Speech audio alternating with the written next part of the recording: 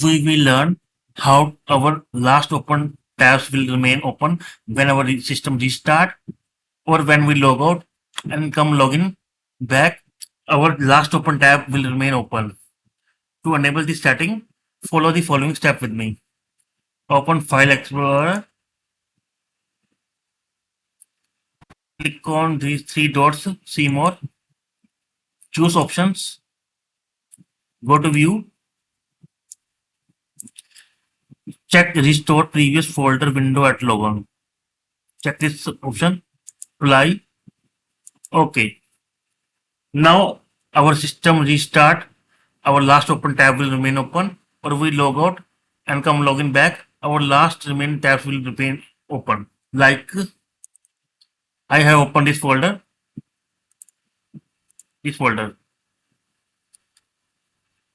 I go to start menu, sign out from this account. After sign out, I come back and log in again. These tabs will remain open. That's all I